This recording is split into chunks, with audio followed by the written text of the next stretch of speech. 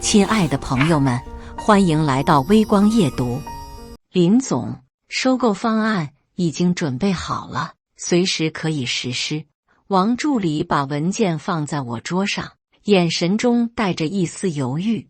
您确定要收购维恩设计？市场上有更好的选择。我合上手中的报表，看向落地窗外的城市夜景，远处是我妻子苏雅所在的维恩设计公司的大楼。确定？我的声音很平静，但王助理知道，这意味着决定已下，不容更改。3年前，我和苏雅在朋友聚会上相识，那时她刚毕业，眼神中的纯净与热情让我心动。经过半年追求，我们走入了婚姻。奇怪的是，我从未告诉她我的真实职位——盛世集团副总裁，而是以普通职员的身份与她相处。这并非刻意隐瞒，只是不想让财富和地位成为我们关系的阻碍。苏雅也从未去过我的公司，她只知道我在一家投资公司工作，薪水不错，足够我们过上舒适的生活。我们的婚姻一直很平静，直到3个月前，她开始频繁加班，回家时间越来越晚，甚至周末也以项目紧急为由外出。起初我并未多想，直到那天晚上，我去他公司接他下班，在公司后门的小巷里，看到了他和同事周泽拥吻的一幕。那一刻，我的世界仿佛凝固了，但我没有冲上去质问，而是悄然离开，开始了我的调查。调查结果比我想象的更糟。周泽，维恩设计的资深设计师，年少多金，家中有矿，是个典型的富二代。而这段关系已经持续了2个月。林总，您没事吧？王助理的声音把我拉回现实。没事，我恢复了平日的冷静。收购计划定在下周1，通知法务部准备合同。记住，要严格保密。王助理点点头，欲言又止。林总，有件事可能您需要知道。他递给我一份文件，打开一看，是维恩设计近期的人事变动申请。周泽即将升任创意总监，直接向公司 CEO 汇报。而这份申请正是由我妻子苏雅作为人事部门负责人签署的。知道了，我合上文件，脸上依然没有表情。你先出去吧。王助理离开后，我拿出手机，看到苏雅发来的消息：老公，今晚又要加班，别等我了，你自己吃吧。我淡淡回复：好，别太累。放下手机，我打开电脑，调出了公司的监控系统。作为即将收购维恩设计的买家，我已经获得了他们内部系统的部分访问权限。通过监控，我看到苏雅和周泽正在他的办公室里，他们没有在工作，而是亲密地依偎在一起，时而耳鬓厮磨，时而相视而笑。看他们的样子，哪里是在加班？我关掉监控画面，深吸一口气，压下心中的怒火。3年的婚姻居然输给了一个认识不到半年的男人。更讽刺的是，他甚至不知道自己出轨的对象远远比不上他普通职员的丈夫。我拿起桌上的收购文件，翻到最后一页，签下了自己的名字。这个签名不仅是对一家公司的收购，也是对我婚姻的终结，更是一场复仇的开始。收购后，维恩设计将成为盛世集团的子公司，而我将成为苏雅和周泽的老板，他们的一切都将在我的掌控之中。想到这里，我嘴角浮现出一丝冷笑。晚上回到家，一如既往的空无一人。餐桌上放着苏雅早上匆忙准备的三明治，已经冷透了。我没有动它，而是从冰箱里取出一瓶红酒，给自己倒了一杯。手机震动，又是苏雅的消息：老公，今晚项目赶得太紧，我可能要在公司过夜了，你先睡吧，别等我。我看着这条信息，不禁冷笑，过夜恐怕是要去周泽的公寓吧。几个月前，我就注意到他化妆品和香水的用量异常增多，衣柜里多了几件从未见过的性感内衣。当时我还天真的以为他是想给我们的生活增添情趣，现在想来真是可笑至极。我回复：注意安全，早点休息。放下手机，我打开了家里的保险箱，取出了婚前与苏雅签订的婚姻协议。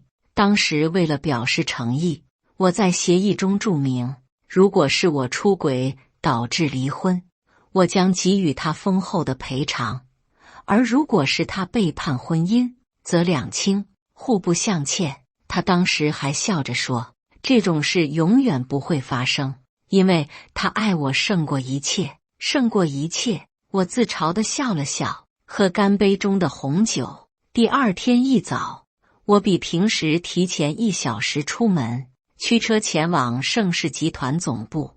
今天是收购计划正式启动的日子，我需要做好一切准备。电梯直达顶层，伯父陈总已经在会议室等候。看到我，他招了招手，小易，过来看看这个收购方案，我有几个疑问。我走过去，看着伯父指出的几个数据，这家设计公司的估值偏高，而且近2年业绩平平，为什么一定要收购它？维恩设计有几个核心设计师和重要客户资源，对我们的地产项目有帮助。我平静地解释，没有提及真正的原因。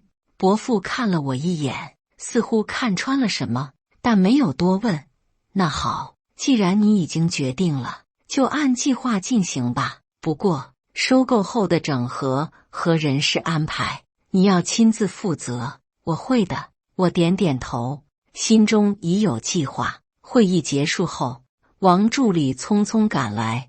林总，维恩设计的 CEO 已经同意了我们的收购条件，但提出希望保留现有管理层和核心员工。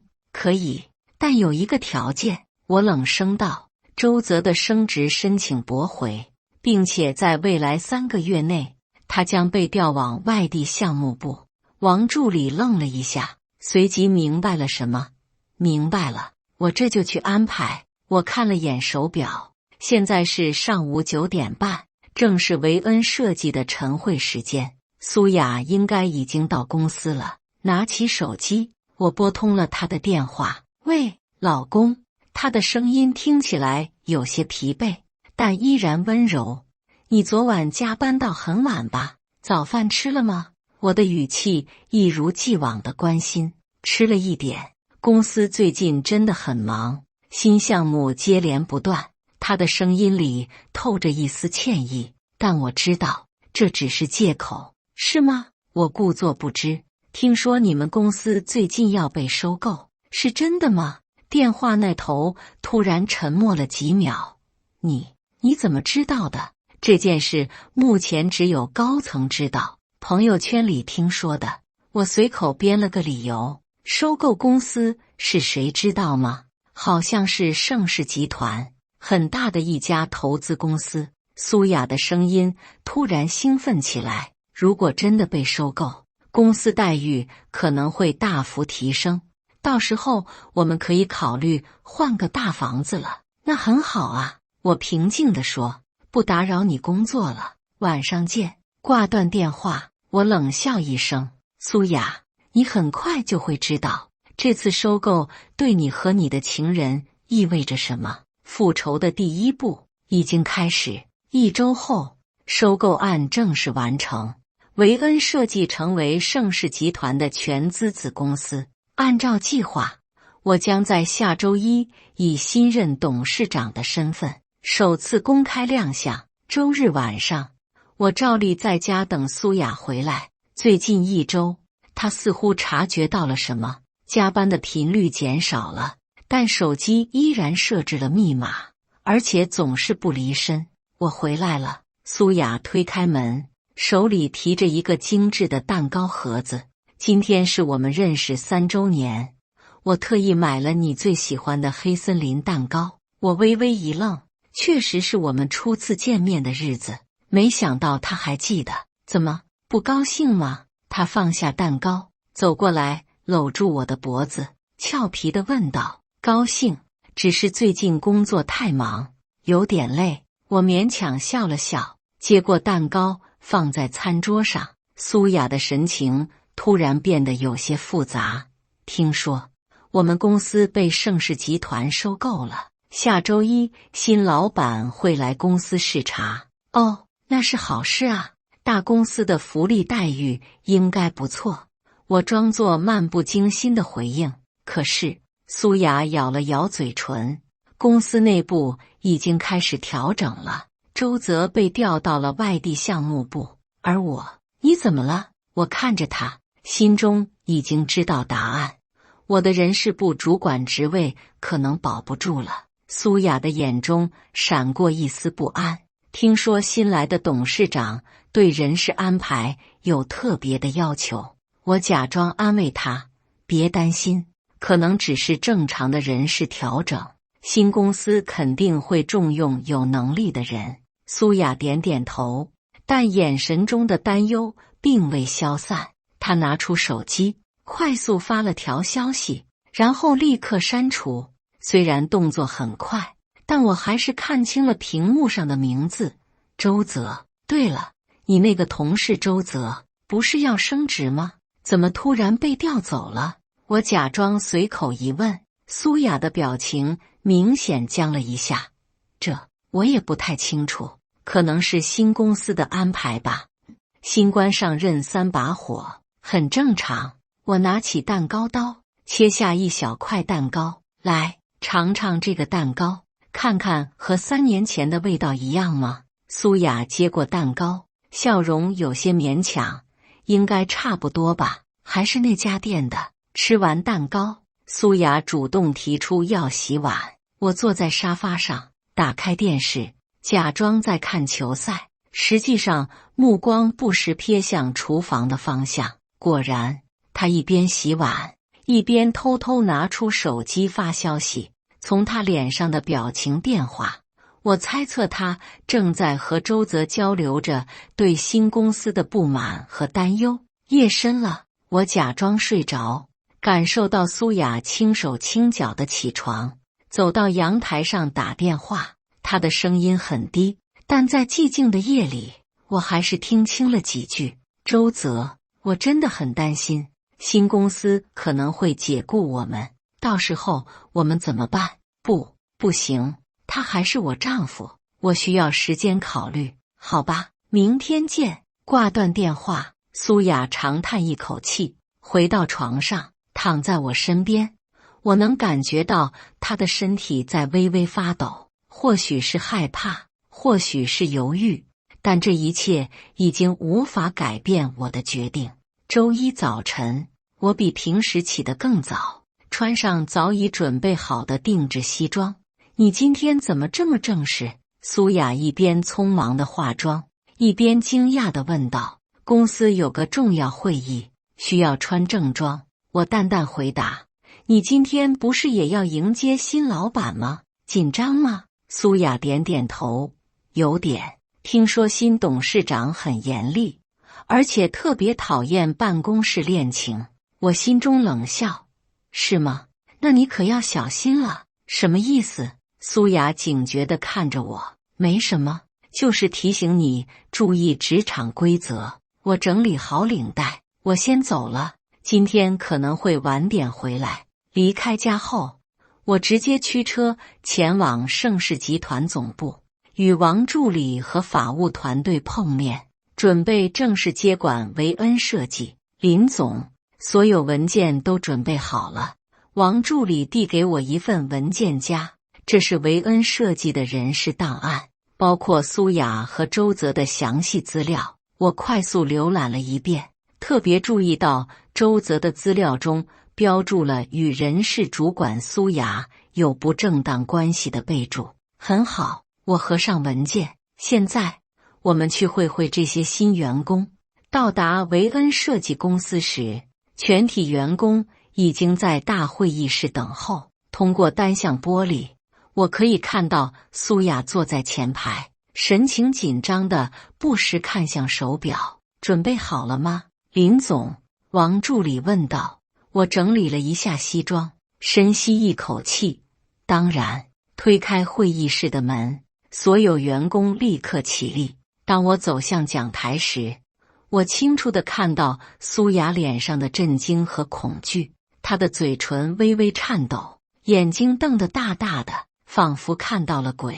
各位好，我是林毅，盛世集团副总裁，也是维恩设计新任董事长。我环顾四周，目光最终落在苏雅身上。从今天开始，维恩设计将正式成为盛世集团的子公司。我们会对公司进行全面的重组和调整。苏雅的脸色苍白如纸，几乎要瘫坐在椅子上，而我只是微微一笑，继续我的演讲，仿佛根本不认识他一样。首先，我要强调一点，盛世集团对职业道德有严格要求。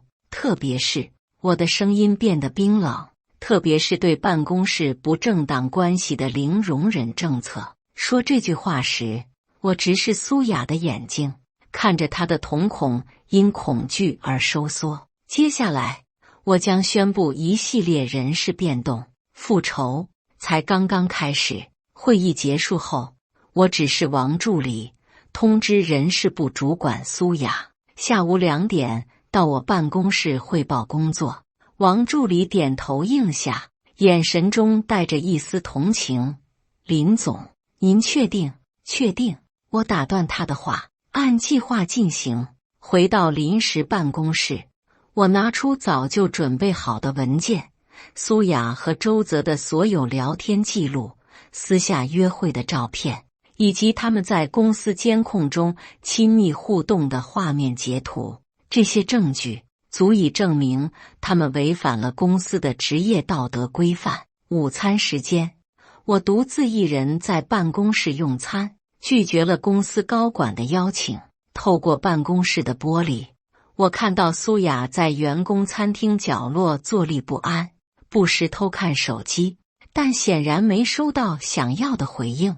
周泽已经被我调到了外地项目部，从今天起至少3个月内不会回来，而苏雅即将面临更艰难的抉择。下午2点整，敲门声准时响起，请进。我头也不抬，继续查看文件。苏雅推开门，小心翼翼地走进来。林总，您找我？她的声音在颤抖，称呼我为林总而非老公。显然是打算在公司里装作不认识我。我抬起头，冷淡地看着他。坐。苏雅犹豫地坐下，手指紧张地交织在一起。关于人事部的工作，我可以不用汇报工作。我打断他，我们都知道你为什么在这里。苏雅的脸色瞬间变得苍白。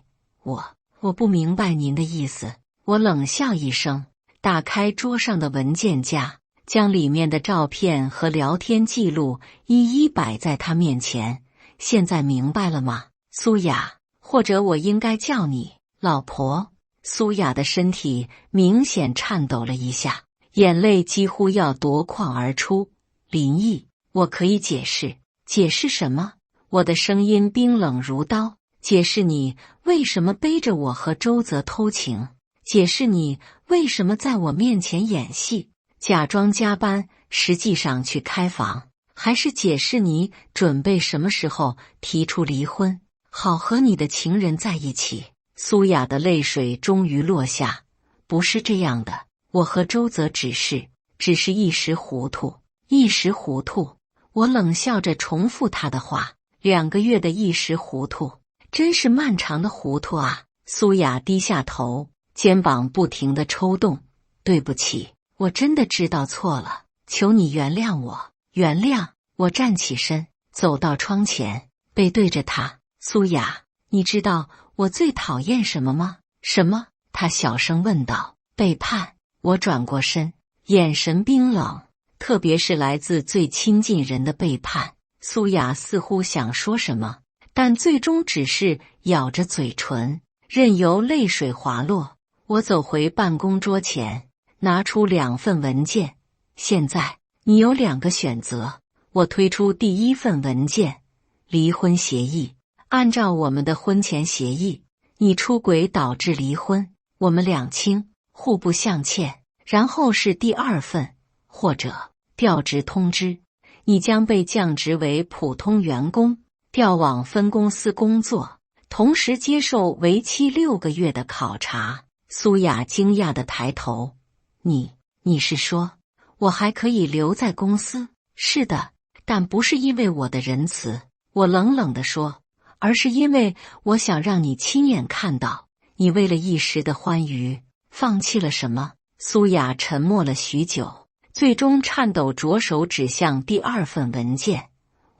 我选择留下。很好，我收起离婚协议。明天开始，你将在设计部担任助理职位，直接向我汇报。至于你和周泽的关系，如果再被我发现任何不当行为，你们2个都会立刻被解雇，明白吗？苏雅点点头，泪水仍在流淌。我明白，谢谢你给我机会。不用谢我，我冷漠地说。你可以走了。对了，今晚我会晚点回家，别等我。苏雅愣住了，显然没想到我会如此直接地提及我们的婚姻关系。你还回家？那是我的房子。我讽刺地笑了笑。怎么，你希望我搬出去，好方便你和情人幽会吗？苏雅急忙摇头。不是，我以为你会很生气。生气？我嗤笑一声。苏雅，你太高估你自己在我心中的位置了。这句话像一把刀，直接刺入他的心脏。他不再说话，只是默默地起身，离开了办公室。关上门后，我长长地呼出一口气，感到一丝疲惫。尽管表面冷静，但内心的愤怒和痛苦依然如火焰般灼烧着。王助理敲门进来。林总，周泽已经到达外地项目部报道了。按照您的指示，他的工作量已经翻倍，并且取消了所有福利待遇。很好，我点点头。另外，监控他的一切通讯，特别是与苏雅的联系，已经安排了。王助理犹豫了一下。林总，您真的打算继续这段婚姻吗？我冷笑一声。当然不，我只是想让他们尝尝背叛的滋味，体验一下被玩弄的感觉。晚上回到家，苏雅已经做好了一桌子菜，连我最喜欢的红烧排骨都有。她换上了我曾经夸过的那条裙子，化了精致的妆容，看起来像是在准备一场和解。你回来了，她声音轻柔，小心翼翼地迎上来。饿了吧？我做了你爱吃的菜。我面无表情地走过她身边，直接进了书房。不饿，你自己吃吧。锁上书房的门，我打开电脑，调出了周泽和苏雅的最新聊天记录。果然，苏雅已经将今天的事情告诉了周泽，而周泽的回复充满了愤怒和不满。这个林毅太过分了，居然这样对待你，我们应该立刻公开关系，让他死心。苏雅的回复则显得犹豫不决。不行，现在不是时候，我需要先稳住他，等你回来我们再做决定。看来他们并没有因为我的警告而收敛，反而在密谋着如何对付我。很好，这正合我意。书房外传来苏雅轻轻的敲门声。林毅，我可以进来吗？我们需要谈谈。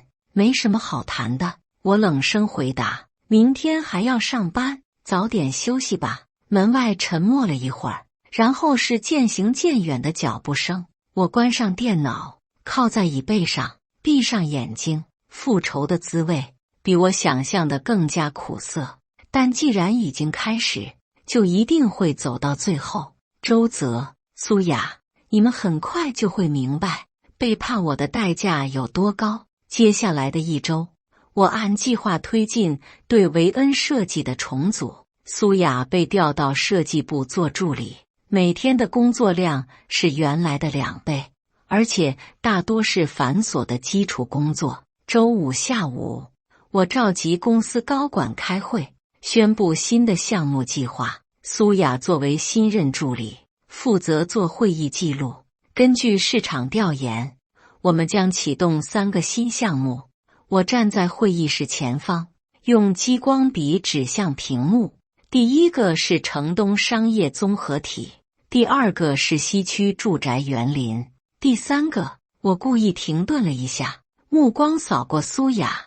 第3个是南部度假村设计，这个项目将由周泽负责，为期半年。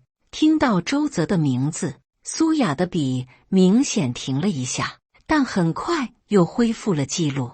南部度假村位于边境地区，条件艰苦，通讯不便。我继续说道，但这是个重要项目，如果周泽能够胜任，公司将考虑提拔他为高级设计师。会议结束后，苏雅犹豫了一下，还是走上前来。林总，关于南部项目有问题吗？我冷淡地问。那里真的很偏远吗？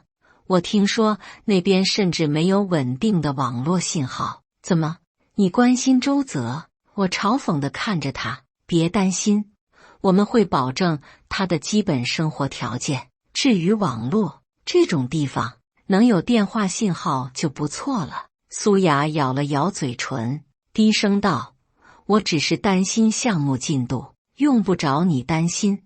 我打断他，如果你完成不了自己的工作，我会立刻把你调到南部项目去支援他的。苏雅的脸色一下子变得苍白，不敢再说什么，匆忙离开了会议室。回到办公室，王助理递给我一份报告。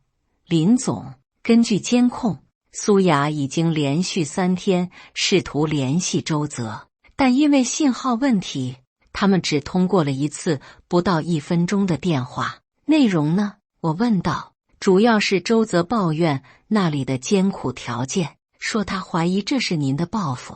苏雅则安慰他要忍耐，说他会想办法帮他。王助理回答。我冷笑一声，很好，让他们继续监控周泽的电脑使用情况，如果他有任何偷懒或者消极怠工的表现，立刻向我汇报。晚上回家，苏雅正在厨房准备晚餐，看到我进门，她露出一个勉强的微笑。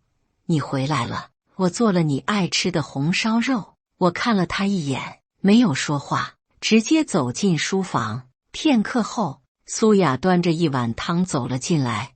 你这几天太累了，喝点汤吧。我熬了好几个小时。我抬头看她，你突然这么关心我，是想为周泽求情吗？苏雅的手抖了一下，差点打翻汤碗。不是。那就好。我接过汤碗。如果你真的关心我，就应该记得今天是什么日子。苏雅一脸茫然。今天，我们的结婚纪念日。我冷冷地说，3年前的今天，你穿着白色婚纱，向我宣誓永远忠诚。现在看来，不过是一场笑话。苏雅的眼中立刻涌出泪水。林毅，我真的知道错了，给我一次机会好吗？机会？我放下汤碗。我已经给了你机会，没有立刻解雇你和周泽，这就是最大的宽容了。我是说，我们的婚姻。苏雅小声说道。哦，婚姻啊。我讽刺地笑了笑。你觉得被背叛的感觉怎么样？是不是比背叛别人更痛苦？苏雅愣住了。什么意思？我站起身，走到他面前。你真的以为我不知道你和周泽的计划吗？等他回来后，你们打算公开关系，逼我离婚，对吗？苏雅的脸色瞬间变得惨白。你怎么知道？我当然知道。我冷笑道。我掌握的比你想象的多得多。苏雅突然跪了下来，泪如雨下。林毅，我错了，我真的错了，那只是一时的气话，我从来没想过真的离开你。我俯视着他，心中没有丝毫怜悯。起来吧，这种戏码对我没用。如果你真的悔改，就用行动证明。怎样才能证明？苏雅抬头看我，眼中充满期待。很简单，我转身回到书桌前，从现在开始，断绝与周泽的一切联系，专心工作，好好表现。如果你能做到，我会考虑给我们的婚姻一个机会。苏雅擦干眼泪，点点头。我保证，我再也不会联系他了。我看着他急切的样子，心中冷笑，这不过是暂时的屈服。一旦周泽回来，他肯定会故态复萌。但这正是我想要的，让他体验被欺骗的感觉，让他明白背叛的代价。对了，我补充道，下周我要去南部考察，你作为设计部助理，需要一起去。苏雅的眼中闪过一丝惊喜，显然是因为可以见到周泽而高兴。她连忙掩饰道：好的，我会准备好相关材料，不用准备太多。我意味深长地说，你只需要做好心理准备就行。看着苏雅困惑的表情，我心中已经计划好了下一步行动。南部之行将是我复仇计划的转折点，也是苏雅和周泽关系的终结点。周一早晨，我和苏雅登上了前往南部的飞机。整个飞行过程中，她一直坐立不安，时而看手表，时而望向窗外，显然是在期待与周泽的重逢，很期待见到老同事。我故意问道，观察他的反应。苏雅身体明显僵了一下。我只是第一次去南部，有点紧张，是吗？我冷笑一声，希望你的紧张不会影响工作。下了飞机，当地项目负责人已经在机场等候。一路上，苏雅不停地东张西望，似乎在寻找周泽的身影。周设计师不在这里迎接吗？我故意问项目负责人。周设计师去了施工现场，那边信号不好，可能联系不上。负责人解释道，不过他知道您今天要来，应该很快就会回来。苏雅听到这个消息，明显松了一口气，但又强装镇定。周设计师一向很敬业，我只是冷笑不语。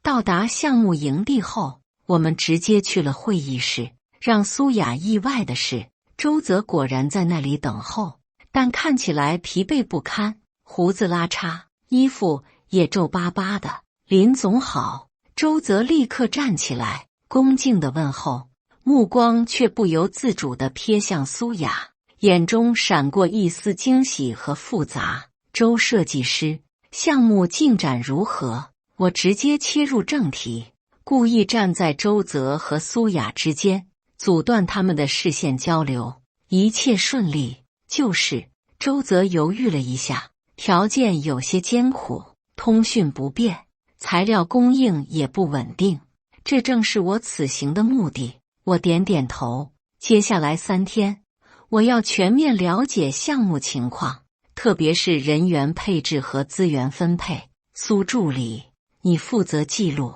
是，林总。苏雅低头应道，但我注意到他的目光一直在往周泽那边飘。接下来的会议持续了3个小时，我故意提出各种刁钻的问题，把周泽问得汗流浃背。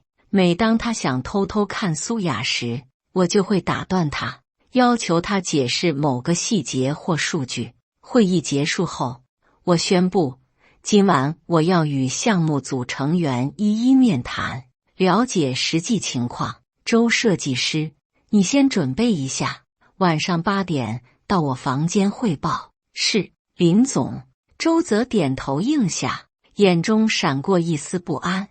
回到安排好的住处，我故意对苏雅说，你去安排一下晚上的面谈时间表，把周泽排在最后。苏雅点点头，迅速离开了。我知道他一定会利用这个机会与周泽单独相处。果然，通过事先安装在营地各处的监控摄像头，我很快就看到苏雅和周泽在一个僻静的角落碰面，两人紧紧拥抱在一起。你瘦了好多，苏雅心疼地抚摸着周泽的脸。这里太苦了，我几乎每天都在工地上，晚上还要加班做报告。周泽抱怨道：“林毅肯定是故意的。”嘘，小声点。苏雅警惕地环顾四周，他可能派人监视我们。管他呢！周泽愤怒地说：“我受够了。”苏雅，我们私奔吧，离开这个鬼地方。苏雅犹豫了，可是我们能去哪？没有工作，没有钱，我有积蓄，足够我们生活一段时间。周泽握住他的手，等风头过了，我们再重新开始。让我再想想。苏雅咬着嘴唇，我答应过他不再联系你的。你还在乎他的感受？周泽不敢置信地问。在他这样对待我们之后？不是，我只是……苏雅摇摇头，我需要时间考虑。看到这里，我冷笑一声，关掉了监控画面。他们的对话完全在我的预料之中。晚上8点，周泽准时来到我的房间汇报工作，他明显很紧张，报告内容也支支吾吾，不成体系。周设计师，我打断他的汇报，你知道我为什么把你调到这个项目吗？周泽一愣，不确定地回答：因为需要有经验的设计师。不，我冷冷地看着他，因为你背叛了我的信任，破坏了一个家庭的和睦。周泽脸色瞬间变得惨白。林总，我不明白您的意思。装傻没用。我拿出一个文件夹，里面是他和苏雅的所有聊天记录和约会照片。这些证据足够让你明白我说的是什么了吧？周泽看着那些照片，身体微微发抖。林总，我不知道苏雅是您的妻子，现在知道了。我冷笑道。那么你准备怎么做？我会立刻断绝与他的关系。周泽结结巴巴地说。晚了。我站起身，居高临下地看着他。你们刚才在角落里的谈话我都听到了。私奔真是好主意。周泽的脸色由白转青。您监视我们，这是我的项目，我的公司，监督员工是我的职责。我冷淡地说。现在你有2个选择。周泽颤抖着问。什么选择？第一，立刻收拾东西离开，永远不要再出现在苏雅面前。当然，我会确保你在这个行业里找不到任何工作。第二，周泽小声问道。我拿出一份文件，签下这份保密协议和认罪书，承认你勾引已婚女性，破坏他人家庭，然后你可以继续在这个项目工作，直到完成为止。之后，公司会给你一笔遣散费，但你必须离开这个城市，最好是这个国家。周泽震惊地看着我。您这是在威胁我？不，这是选择。我冷冷地说。你破坏了我的家庭，现在付出代价而已。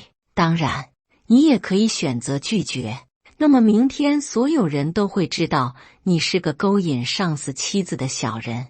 周泽陷入了沉默，显然在权衡利弊。最终，他颤抖着拿起笔，在第2份文件上签下了自己的名字。明智的选择。我收起文件，现在去给苏雅打个电话，告诉她你不想再见她了，你已经有了新的女朋友。什么？周泽不敢相信自己的耳朵。我不能这样对她。你可以，而且你必须这样做。我的声音冰冷如刀。否则，认罪书明天就会出现在公司论坛上。周泽痛苦地闭上眼睛。您太残忍了。残忍？我冷笑道。比起你们对我的背叛，这算什么？最终，周泽还是屈服了。在我的注视下，他拨通了苏雅的电话，说了那些残忍的话。电话那头，苏雅的哭泣声清晰可闻，但周泽还是狠心挂断了电话。满意了，周泽放下电话，眼中充满憎恨。这只是开始，我冷冷地说，明天一早你就离开营地，回总部报道，我会给你安排新的工作，直到你的合同期满。周泽无言以对，只能默默离开，回到自己的房间。我拨通了王助理的电话，安排好了吗？都按您的吩咐办好了，林总。王助理回答，明天早上8点，苏雅会收到那封邮件。很好，我挂断电话，靠在椅背上，闭上眼睛。复仇的滋味远比我想象的更加复杂，但既然开始了，就必须走到最后。第二天早晨，我刚走出房间，就听到隔壁传来苏雅的啜泣声。显然，她已经收到了那封邮件，周泽与另一名女子的亲密照片，以及他们的聊天记录，内容充满了对苏雅的嘲讽和不屑。当然，这些都是我安排人伪造的，目的就是让苏雅体验被背叛的痛苦。我敲了敲她的门，苏助理，半小时后出发去施工现场，请做好准备。门内的啜泣声突然停止，片刻后，苏雅哑着嗓子回答：“知道了，林总。”半小时后，苏雅出现在大厅，双眼红肿，脸色苍白，但还是强撑着专业的表情。我假装没注意到她的状态，直接带她上了前往施工现场的车。周设计师今天有事请假了，我淡淡地说。项目由副设计师接手汇报。苏雅身体微微一颤，但没有说话，只是默默低头看着手中的文件。一整天的实地考察，苏雅都魂不守舍，几次记录出错，甚至在一次踩点时差点摔倒。但我没有责备她，只是冷眼旁观。晚上回到营地，我让其他人先离开，单独留下苏雅。工作状态很差啊，苏助理。苏雅低着头，对不起，林总，我会调整好的。私人问题影响工作是大忌。我冷淡地说，如果你继续这样，我只能考虑换人了。苏雅猛地抬头，眼中闪过一丝恐惧。不，我不会再犯错了，请给我机会，好吧？我点点头。明天是最后一天考察，希望你能打起精神。对了，周设计师已经调回总部了，以后这个项目由副设计师负责。苏雅的眼中闪过复杂的情绪，但最终只是轻轻点头。我知道了。回到房间，我通过监控看到苏雅试图给周泽打电话，但对方已将他拉黑。他又发了几条信息，同样石沉大海。最终，他瘫坐在床上，无声的哭泣。王助理的电话适时打来，林总，周泽已经回到总部报道，并签署了所有文件。我们已经安排他去了海外分公司，至少3年内不会回来。很好，我满意地说。继续监控苏雅的一切通讯，特别是社交媒体活动。3天的南部考察结束后，我们返回总部。一路上，苏雅都沉默不语，眼神空洞，显然还沉浸在被背叛的痛苦中。回到公司，我立即召开了管理层会议，宣布了一系列人事调整，其中包括考虑到苏雅在南部考察中的出色表现，决定提升她为设计部协调员，直接向我汇报。会议结束后，苏雅疑惑地来找我，林总，为什么提拔我？我在南部的表现并不好。我冷笑一声，你以为这是提拔？这个职位意味着你将全权负责与各部门的协调工作，包括处理周泽留下的烂摊子。苏雅脸色变了。周泽，他去哪了？海外分公司。我平静地说，至少3年内不会回来。怎么，还惦记着他？苏雅摇摇头，眼中闪过一丝痛苦。不，我只是什么？我逼视着他，只是不甘心被他抛弃，还是后悔背叛了我？苏雅的眼泪终于落下。林毅，求你不要再这样了，我知道错了，知道错了。我冷笑道。苏雅，你只是因为被抛弃才感到后悔。如果周泽没有背叛你，你们2个现在已经私奔了，不是吗？苏雅震惊地抬头。你都知道？我当然知道。我的声音冰冷如刀。你们的每一次谈话，每一条短信，每一个眼神交流，我都一清二楚。你真的以为我会让你们如此轻易地背叛我？苏雅的脸色瞬间变得惨白。那封邮件，那些照片，都是你安排的。聪明。我点点头。怎么样，被背叛的滋味好受吗？比起我，你至少知道真相，而我直到亲眼看到你们在一起，才明白自己的妻子是个怎样的人。苏雅颤抖着问，你打算怎么做？离婚吗？不着急。我冷笑道，我想让你好好体会一下背叛的代价有多大。周泽已经付出了代价，现在轮到你了。你要我怎么做才能获得原谅？苏雅的声音几乎微不可闻。我看着她绝望的表情，心中没有丝毫怜悯。继续你的工作，扮演好妻子的角色，直到我决定结束这场婚姻。苏雅低下头，泪水无声滑落。我明白了。当晚回家，苏雅已经准备好了丰盛的晚餐，房间也收拾得一尘不染。她换上了我们结婚纪念日时我送给她的那条裙子，化了淡妆，看起来就像曾经那个令我心动的女孩。你回来了，她轻声说，我做了你爱吃的菜。我看了她一眼，径直走向书房。不饿。关上书房门，我长长的呼出一口气。复仇的过程比我想象的更加煎熬。看着苏雅的痛苦和悔恨，我本应该感到快意，但内心却只有无尽的疲惫和空虚。王助理的短信适时传来，林总，按照您的指示，我们已经开始准备离婚文件，您确定要这样做吗？我盯着手机屏幕，久久没有回复。是的，我要结束这段婚姻，但不是现在，不是在苏雅刚刚尝到背叛滋味的时候。我要让她体验更长时间的痛苦和不确定，就像她让我经历的那样。最终，我回复道，暂时按兵不动，继续监控。放下手机，我走到窗前，望着夜空中的星星。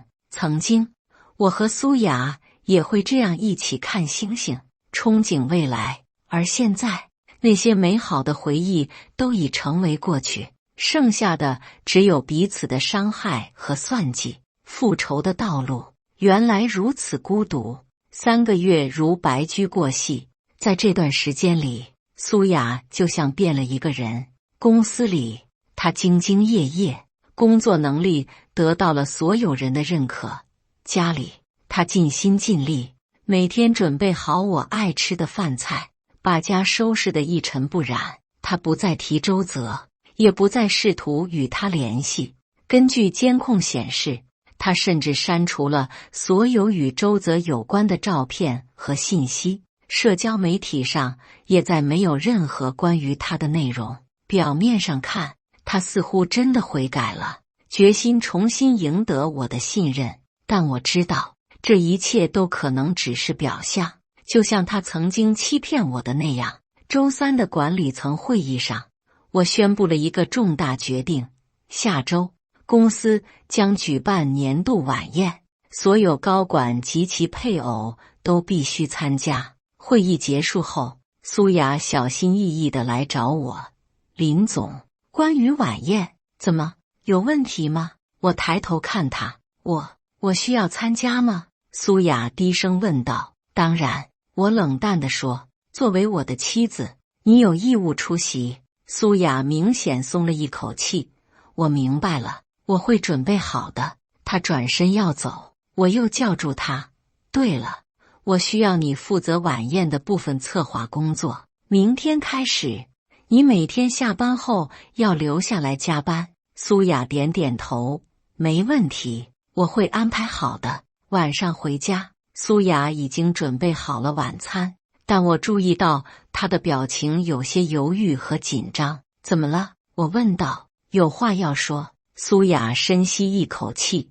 林毅，我们这样下去，到底要到什么时候？我放下筷子。什么意思？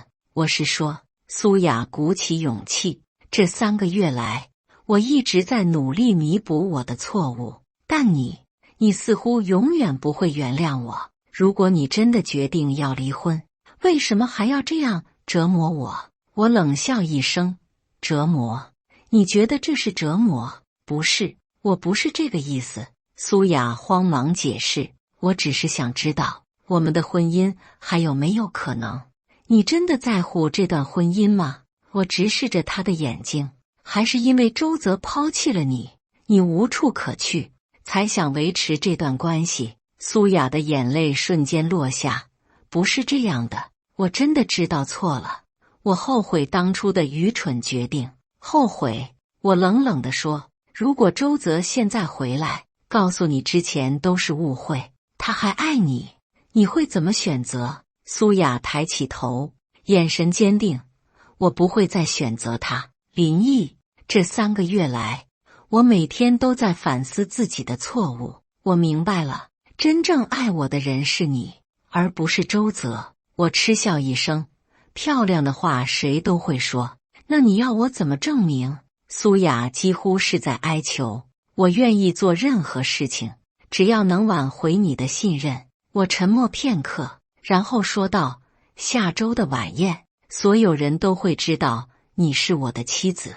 如果你真的想挽回这段婚姻，就要当着所有人的面承认你的错误，并请求我的原谅。苏雅震惊地看着我，当着所有人的面，怎么做不到？我冷笑道，一个小小的道歉就让你望而却步，你的悔改到底有几分真心？苏雅咬了咬嘴唇，最终点头，我会做的，只要能挽回我们的婚姻。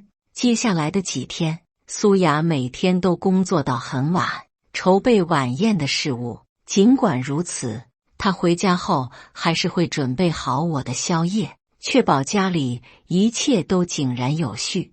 看着她疲惫但依然坚持的样子，我心中不禁泛起一丝波澜。这个女人真的变了吗？还是只是在演戏，等待合适的时机再次背叛？晚宴前一天，我故意留在办公室很晚，观察苏雅的反应。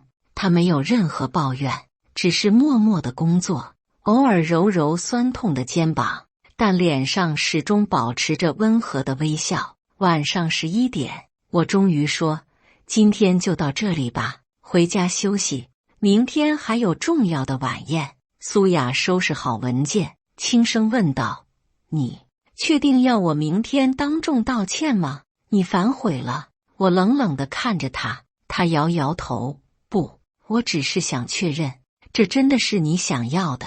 我没有回答，只是起身离开。回家路上，苏雅一直沉默不语，但我能感觉到她内心的忐忑和不安。晚宴当天，苏雅穿上了我们婚后第一次正式场合穿的那条蓝色长裙，化了精致的妆容，看起来美丽而优雅。这是她第一次以林太太的身份出现在公司场合，也可能是最后一次。当我们一起步入会场时，所有人的目光都聚集在我们身上，有惊讶，有好奇，更多的是八卦的兴奋。公司里流传已久的林总的神秘妻子终于现身了。王助理迎上来，恭敬地问候，林总，林太太，欢迎。我点点头，然后介绍道：“这是我妻子苏雅。”苏雅礼貌的微笑，但我能感觉到她的紧张，她的手心已经出汗，紧紧握着我的手臂，仿佛在寻求支持。晚宴进行到一半，我按照计划走上台去致辞。讲完公司的成就和未来规划后，我突然话锋一转，今天我还想介绍一个特别的人给大家，我的妻子苏雅。全场的目光再次聚焦在苏雅身上，她站在原地，面色苍白，但还是勇敢地向台上走来。苏雅有些话想对大家说，我把麦克风递给她，然后退到一旁。苏雅接过麦克风，深吸一口气，开始了她的发言。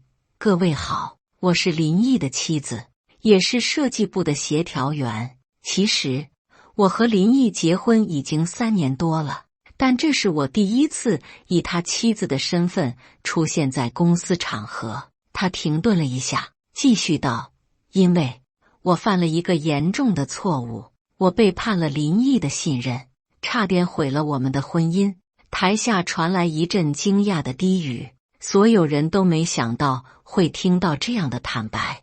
我曾经愚蠢地被虚假的情感蒙蔽，辜负了林毅对我的真心，但他给了我改过的机会，让我明白什么是真正的爱与责任。苏雅的声音开始颤抖，眼中含着泪水。今天，我想当着大家的面向我的丈夫道歉。林毅，对不起，谢谢你没有放弃我，我保证将用余生弥补我的错误。说完，他向我深深鞠了一躬，泪水滑落脸颊。全场一片寂静，所有人都震惊地看着这一幕。我站在原地，内心涌起复杂的情绪。苏雅的坦白和道歉似乎比我预想的更加真诚和勇敢。我走上前，接过麦克风，谢谢大家的见证。婚姻中难免有风浪，重要的是如何一起面对。今晚就让我们放下过去的不愉快，共同期待美好的未来。说完，我牵起苏雅的手，在全场的掌声中走下台。苏雅的手冰凉，但紧紧握着我的，似乎生怕我会松开。晚宴结束后，我们一起回家，车内一片寂静，直到苏雅小心翼翼地开口：“我表现得还好吗？”“很勇敢。”我简短地回答。“那你原谅我了吗？”他的声音充满期待。我没有立即回答，而是问道：“如果今天周泽在场，你还会那样说吗？”苏雅毫不犹豫地点头：“会的，林毅，我已经完全明白自己犯下的错误。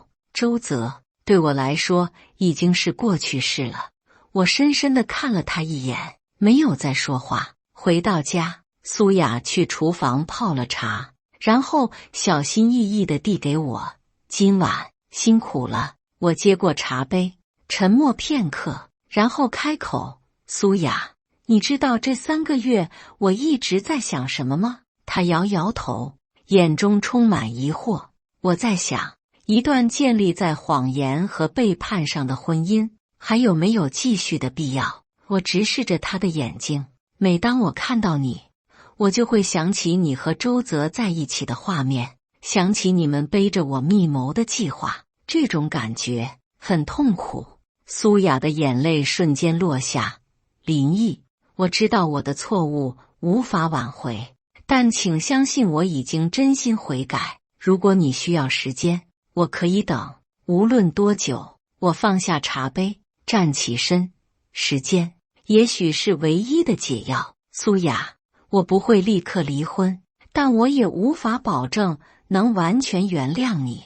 这段婚姻能否继续，取决于我们今后的相处。苏雅擦干眼泪，坚定地点头。我明白，无论需要多长时间，我都会用实际行动证明我的真心。看着她坚定的眼神，我内心的冰冷似乎有了一丝松动。这3个月来，苏雅确实表现出了真诚的悔改，也许这段婚姻还有挽回的可能，但理智很快压过了感性。不，太早原谅他，只会让他觉得背叛的代价并不高。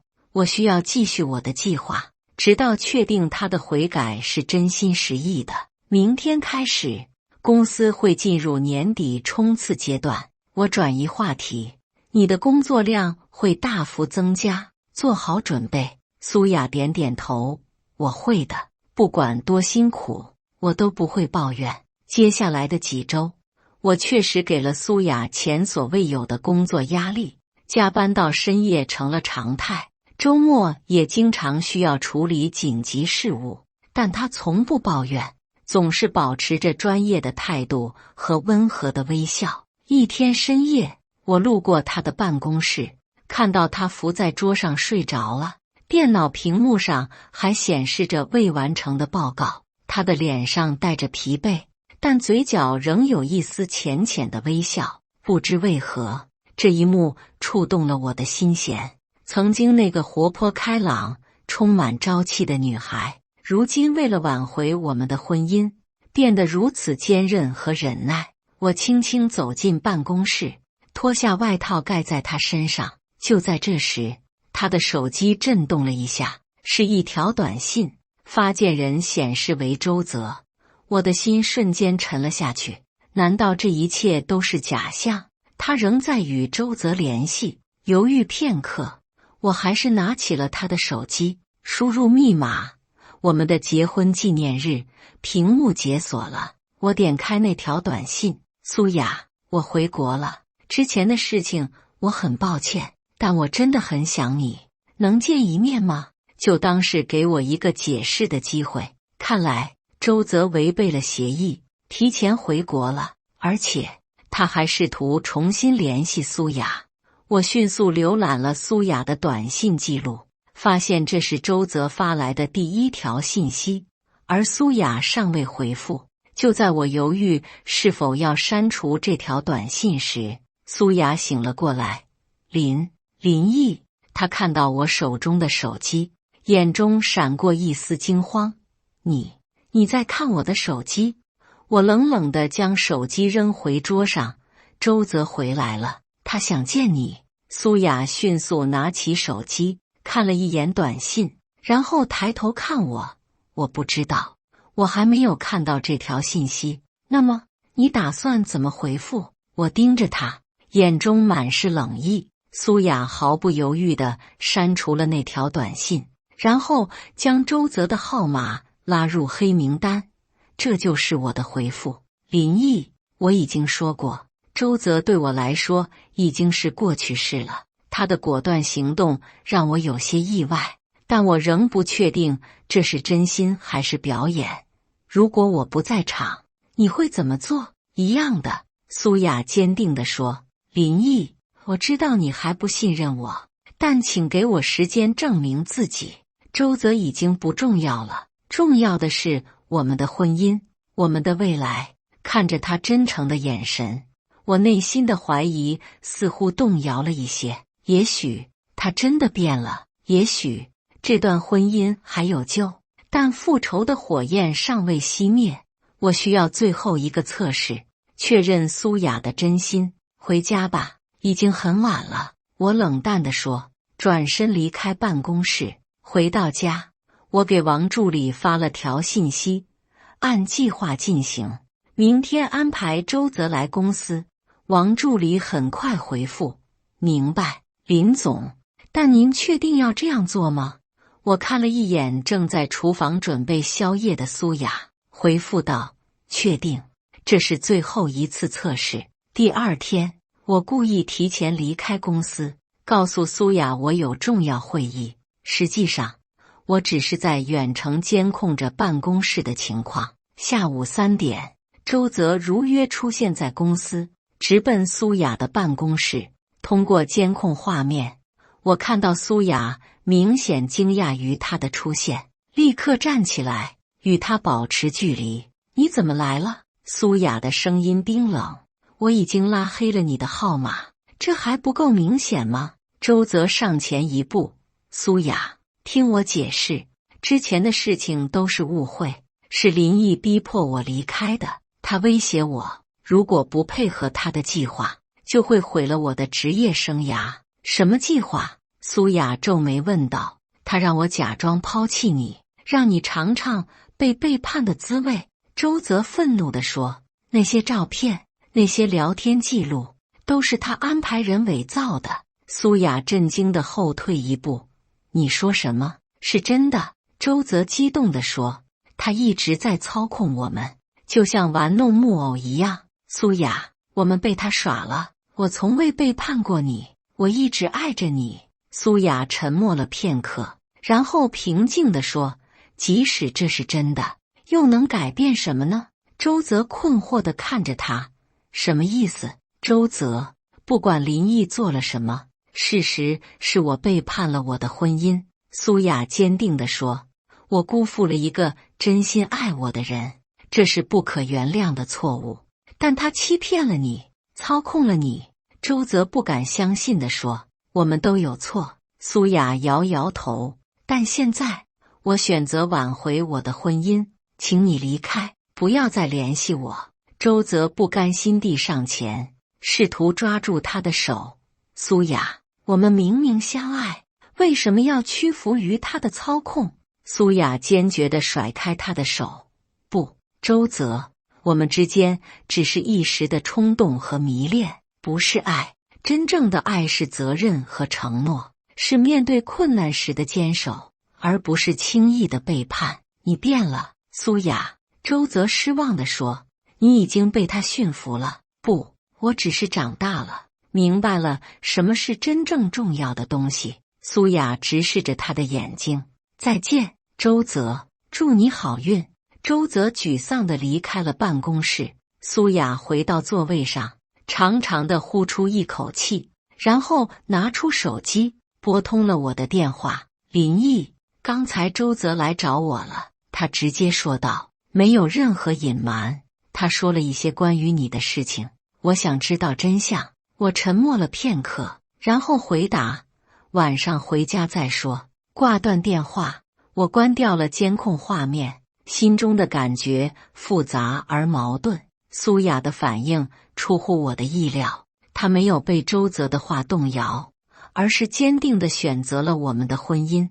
这是真心的选择，还是另一场精心设计的表演？今晚我将得到最终的答案。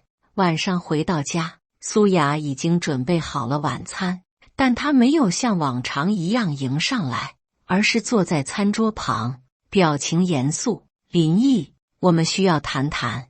他直视着我的眼睛。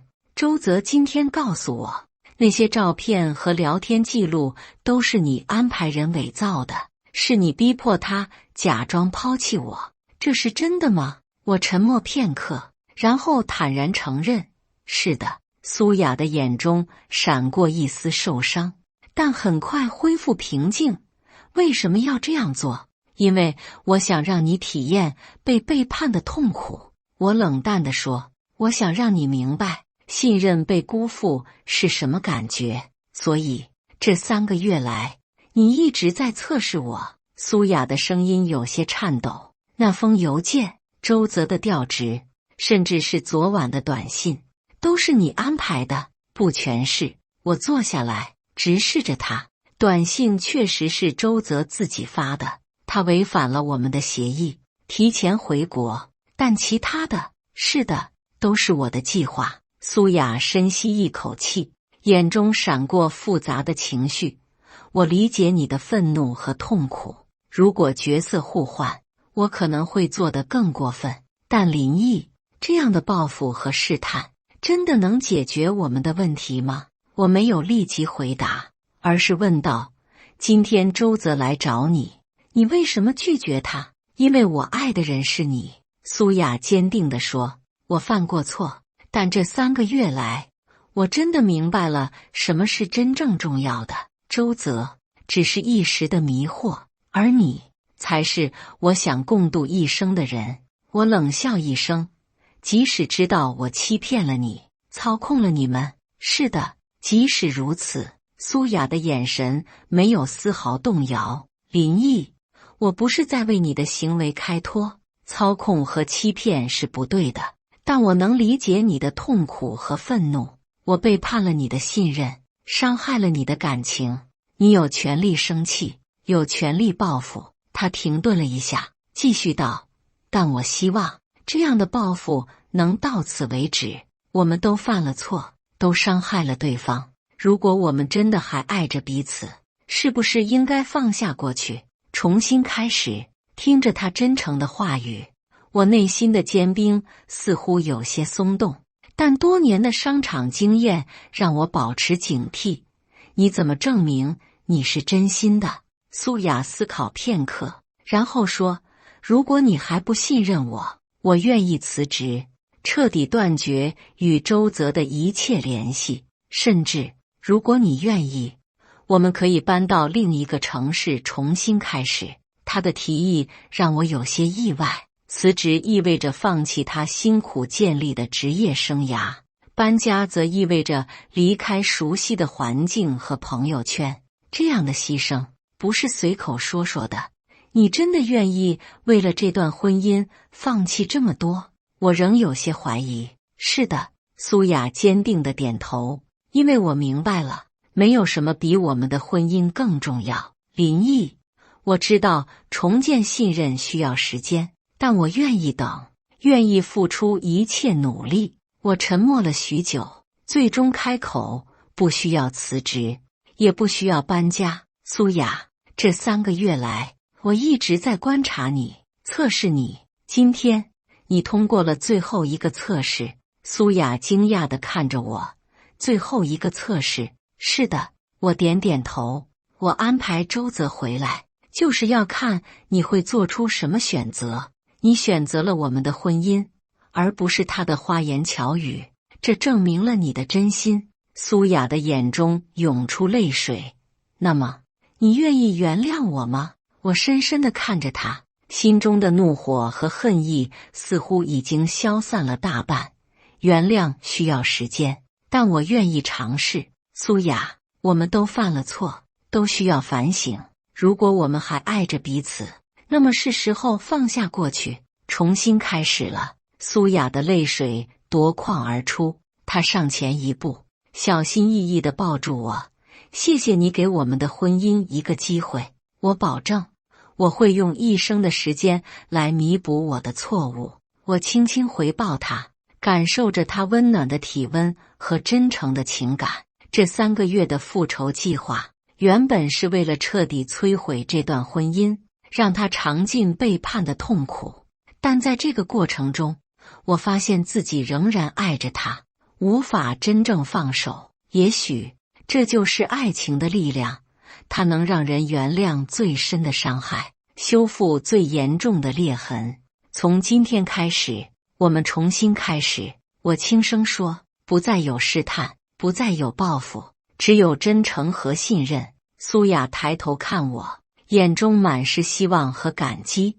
我爱你，林毅，谢谢你没有放弃我。第2天，我向公司宣布了一个重大决定：周泽将被解雇，并永远禁止进入公司。同时，我也宣布了一个为期2周的休假计划。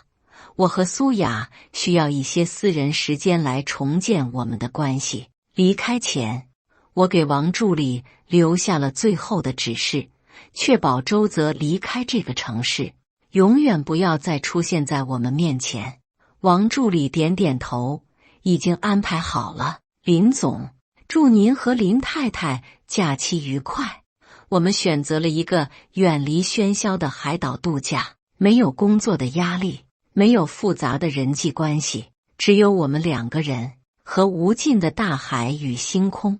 在这里，我们重新认识彼此，坦诚地交流过去的误解和伤害。苏雅告诉我，她与周泽的关系始于一次偶然的加班，他对她的关注和赞美让她感到被重视，而我当时的忙碌和疏远则让她感到孤独和不安。那不是爱情，只是一时的迷惑。苏雅坦白道，我错把虚幻的刺激当成了真实的感情，辜负了你的信任。我也向他坦白了自己的问题。我太专注于工作，忽略了你的感受。一个婚姻需要2个人共同经营，我没有做好自己的部分。随着交流的深入，我们都意识到，这场婚姻危机不仅仅是一方的错误，而是双方共同造成的结果。背叛固然不可原谅，但忽视和疏远也是对感情的伤害。度假的最后一天，我们站在海边，看着日落的壮丽景象。苏雅靠在我的肩膀上，轻声说：“林毅，这次经历让我明白了一件事。”“什么事？”我问道。“婚姻不是一时的激情，而是一生的承诺。它需要我们共同经营，共同成长。”他抬头看着我，眼中充满坚定。“我保证，从今以后，无论遇到什么困难，我都会选择和你一起面对，而不是逃避或背叛。”看着他真诚的眼神，我内心最后的疑虑也消散了。是的，我们都犯过错，都伤害过对方，但如果我们真的爱着彼此，那么宽恕和重新开始永远不会太晚。我也是。我亲吻他的额头。从今以后，无论遇到什么，我们都一起面对。海浪轻拍着沙滩，夕阳的余晖洒在我们身上，为这段重生的爱情镀上了一层金色的光芒。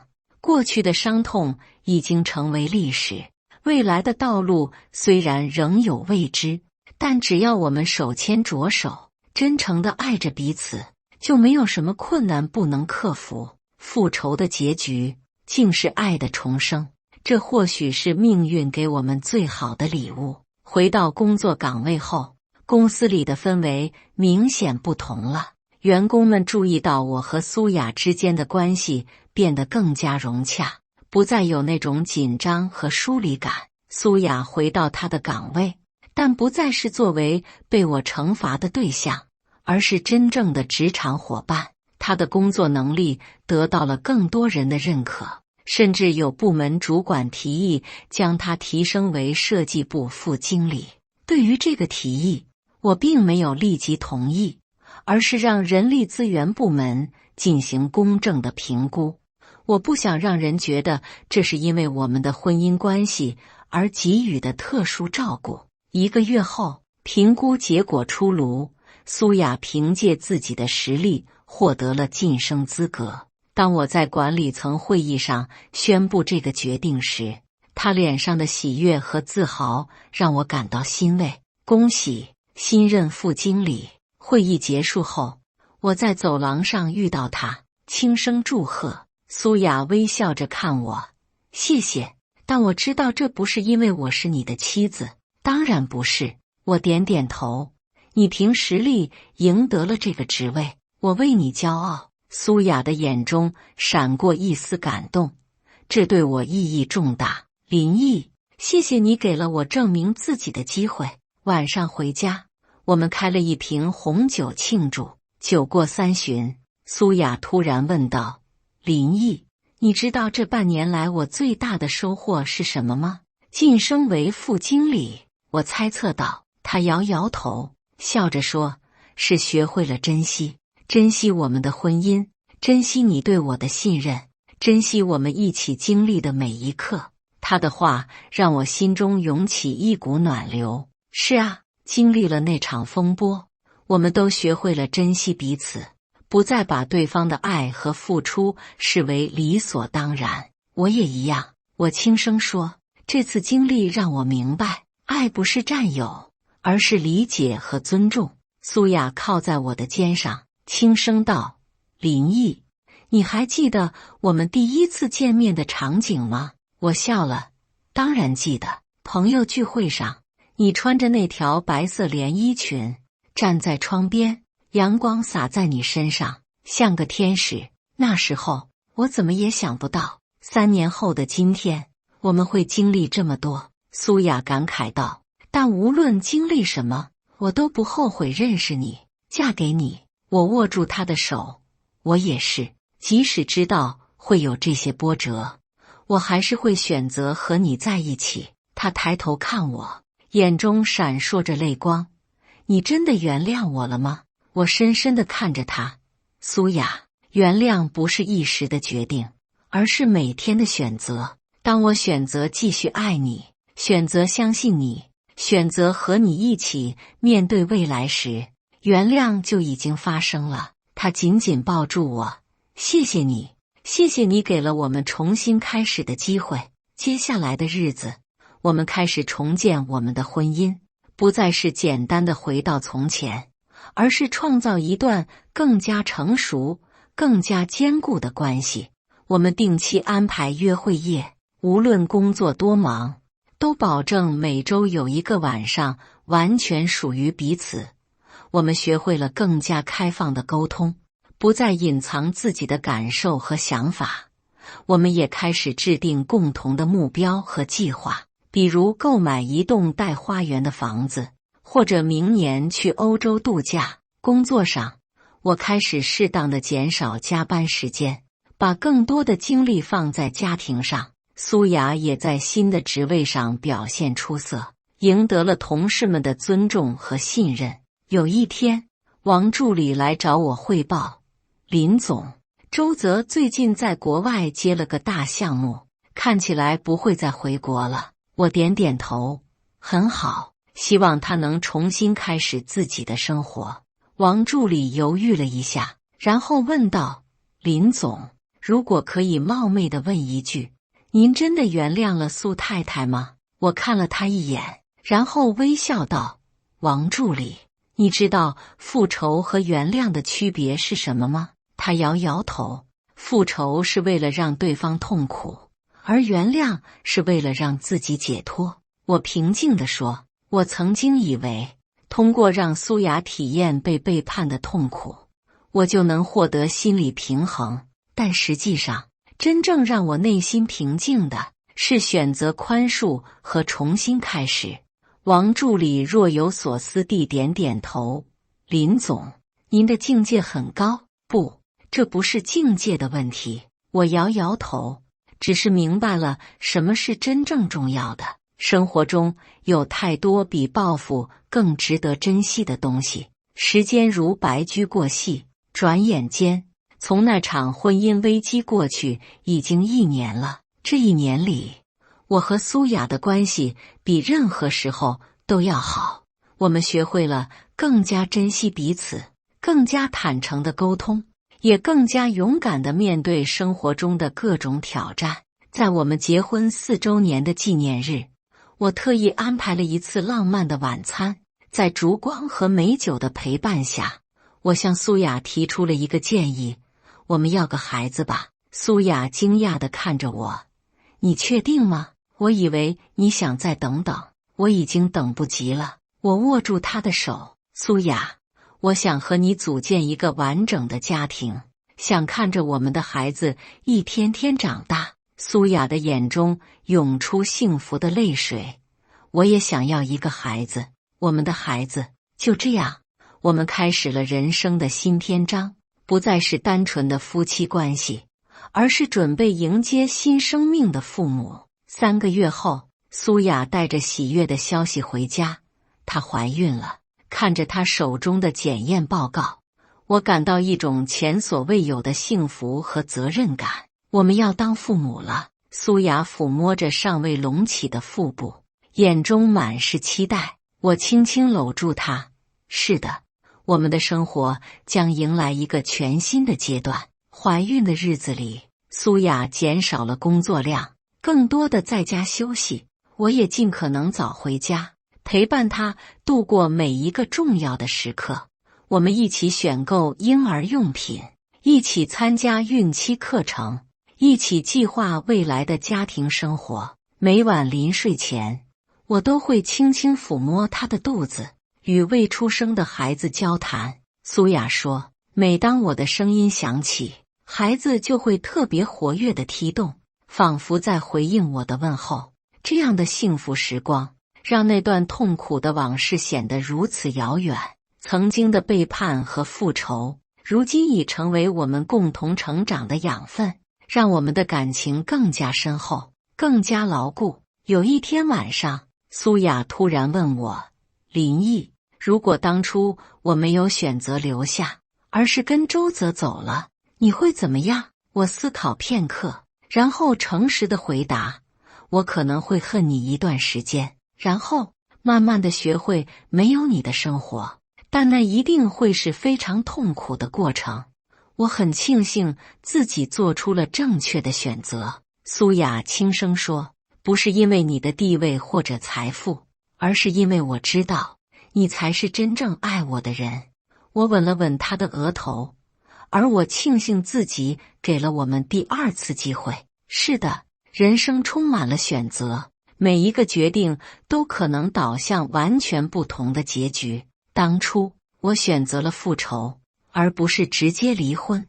后来我选择了原谅，而不是继续伤害。这些选择最终引领我们走向了今天的幸福。如果有人问我，这一路走来最大的收获是什么？我会说，学会了珍惜当下，珍惜所爱之人，无论经历了什么风雨，都不放弃对爱的信念，因为爱是治愈一切伤痛的良药，也是超越一切仇恨的力量。生活就像一条蜿蜒的河流，有时平静如镜，有时波涛汹涌。经历过那场婚姻危机，我和苏雅的关系仿佛经过了一场淬炼，变得更加坚韧和深厚。苏雅怀孕7个月时，我们搬进了新买的别墅，这是一栋带花园的房子，正如我们一直梦想的那样。宽敞的婴儿房已经准备好，墙上贴满了可爱的动物图案，小床、尿布台、玩具柜，一切都在等待新生命的到来。你觉得我们的宝宝更像谁？一个周末的下午，苏雅靠在我的肩膀上，看着窗外的花园发呆。希望像你。我抚摸着她隆起的腹部，有你的眼睛，你的微笑。苏雅笑了。那性格呢？性格的话，我假装思考，希望像我，坚强、勇敢、有责任感、自恋狂。苏雅轻轻捶了我一下，然后笑着说：“不过我同意，我希望我们的孩子能像你一样有担当。”看着他幸福的笑容，我心中涌起一股暖流。这就是我想要的生活，平凡但充实，简单但幸福。然而，生活总是充满了意外。就在我们沉浸在期待新生命的喜悦中时，一个不速之客打破了这份平静。那是一个普通的工作日，下班回家的路上，我接到了王助理的电话：“林总，有个人一直在公司门口等您，说是有重要的事情要谈。”“谁？”我皱眉问道。他说他叫陈美玲，是周泽的妻子。听到这个名字，我的心一沉。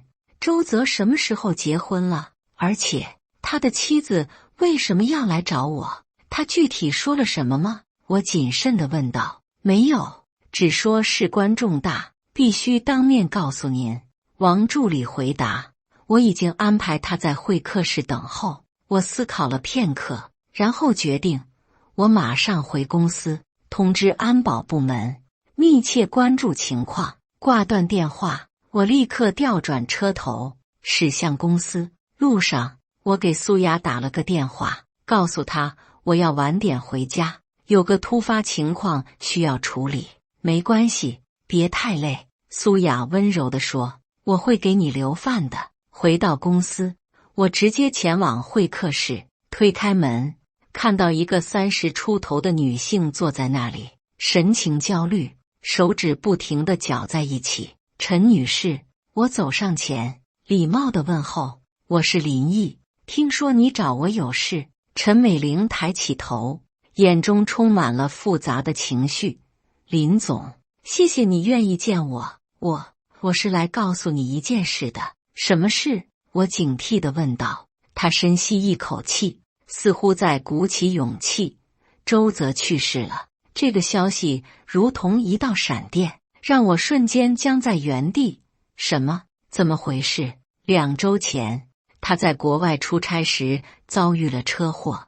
陈美玲的声音颤抖，医生尽了最大努力，但还是没能救回他。我沉默了片刻，为这个曾经的情敌感到一丝惋惜，节哀顺变。但这件事为什么要特意来告诉我？陈美玲从包里拿出一个信封，因为周泽留下了这个，嘱咐我如果他出了什么意外，一定要亲手交给你。我接过信封，上面确实写着我的名字。打开一看，里面是一封手写信和一张 U 盘。我想这些内容他希望你私下看。陈美玲站起身，我的任务已经完成了，再见，林总。送走陈美玲后，我回到办公室，打开了那封信。林总，如果你看到这封信，说明我已经离开了这个世界。首先，我要为过去的事情向你道歉。我背叛了你的信任，破坏了你的婚姻，这是不可原谅的错误。但我想让你知道，我后来真的爱上了我的妻子美玲，她让我明白了什么是真正的爱和责任。这1年多来，我一直在尝试弥补自己的过错，做一个更好的人。信封里的 U 盘包含了一些重要信息。3个月前，我在国外项目中发现，有人在暗中收集您和盛世集团的商业机密。我进行了一些调查，发现这与您公司内部的某个人有关，具体证据都在 U 盘里。我知道这无法弥补我对你们的伤害，但希望能作为我忏悔的一部分。祝你和苏雅幸福，周泽。看完信，我立即插入 U 盘查看内容，里面是一系列邮件往来和照片证据，清晰地显示了我公司的技术总监李明在向竞争对手泄露商业机密。这些证据确凿无疑，足以证明李明的背叛。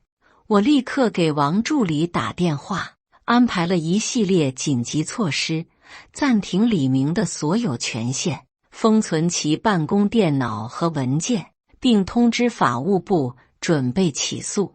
处理完这些紧急事务后，我坐在办公室里，思绪万千。周泽，这个曾经的情敌，最终选择了用这种方式告别。他的背叛伤害了我，但他的最后一封信却可能挽救了我的公司。人生的因果有时候真是难以预料。回到家已经很晚了，苏雅还在客厅等我，见我回来，立刻迎上来。出什么事了？你看起来很疲惫。我犹豫了一下，还是决定告诉他真相。周泽去世了，车祸。苏雅惊讶地捂住嘴，眼中闪过一丝悲伤。什么时候的事？2周前，我轻声说，他在国外出差时发生的意外。苏雅沉默了片刻，然后问道，他结婚了吗？是的，他的妻子今天来见我，给我带来了一封周泽的信。我简单解释了信的内容，以及他如何帮助我发现了公司内部的背叛者。苏雅的眼中涌出泪水，他最终还是做了正确的事情。我抱住他，轻声安慰，是的，他找到了自己的救赎。那晚，我们久久无法入睡，各自沉浸在对过去的回忆和反思中。林毅，苏雅突然开口，如果当初我跟他走了，现在可能就是我收到那个噩耗了。别胡思乱想。我轻抚他的背，重要的是，我们现在在一起，幸福健康。苏雅点点头，靠在我的胸口。我真的很感谢命运，让我做出了正确的选择。周泽的离世，让我们更加珍惜当下的幸福。生命如此脆弱，我们能做的就是把握每一天，爱我们所爱的人，做我们应该做的事。2个月后，在一个阳光明媚的早晨，苏雅的预产期提前到来。我匆忙将她送往医院，一路上心跳如鼓，既紧张又期待。产房外的等待是漫长的，每1分钟都像1个世纪那么长。直到医生推开门，宣布恭喜，是个健康的男孩。我激动地冲进产房，看到苏雅疲惫但幸福地抱着我们的儿子。那一刻，所有的恩怨，所有的伤痛都烟消云散了，只剩下纯粹的喜悦和感动。我们的儿子，苏雅泪眼婆娑地看着我，你想好名字了吗？我看着这个小生命，心中充满了爱和希望，就叫凌晨吧，象征新的一天，新的开始。苏雅微笑着点头，凌晨，很好听。抱着儿子，我感到一种前所未有的责任感和使命感。从今以后，我不仅是一个丈夫，更是一个父亲。我需要为这个小生命创造一个充满爱和温暖的家庭环境。回家后的日子虽然忙碌但充实，半夜的哭声，换尿布的手忙脚乱，喂奶的定时闹钟，这些看似琐碎的事情，却组成了我们最幸福的回忆。一天晚上，哄完孩子睡觉，我和苏雅坐在阳台上，享受难得的二人时光。林毅，你后悔吗？苏雅突然问道。后悔什么？我不解地看着她。后悔，原谅我。她轻声说，如果当初你选择离婚，也许会少很多痛苦。我握住她的手，苏雅，过去的事情已经过去了，我们都犯过错，都伤害过对方，但重要的是，我们一起克服了困难，创造了今天的幸福。所以，不，我一点也不后悔。苏雅的眼中涌出泪水。谢谢你，给了我们这个家，这是我们共同创造的。我亲吻她的额头，而且这只是开始，我们还有很长的路要一起走。从阳台望去，可以看到儿子的婴儿房，小家伙正安静地睡着，小脸蛋红扑扑的，一副幸福满足的样子。这就是生活，有起有落，有痛有笑。重要的不是我们经历了什么，而是我们如何面对这些经历，如何从中成长和学习。曾经的背叛和复仇，如今看来只是我们婚姻长河中的一朵浪花。它曾让我们痛苦，但也让我们更加珍惜彼此，更加勇敢地面对生活中的各种挑战。望着夜空中的星星，我心中充满了感激和期待。感激命运给了我们重新开始的机会，期待着与苏雅和林晨共同创造更多美好的回忆。因为我明白，真正的爱不是没有伤害，而是在受伤后依然选择相信；不是没有背叛，而是在背叛后依然选择原谅；不是没有眼泪，而是在流泪后依然选择微笑。这就是我们的故事，一个关于背叛、复仇、原谅和重生的故事，一个证明爱可以战胜一切的故事。而这个故事还在继续。感谢大家的观看，本期故事精彩吗？欢迎大家在下方评论区吐槽。如果你喜欢这类故事，记得点击订阅微光夜读，并分享给更多的人，这会对我帮助很大。再次感谢大家的观看。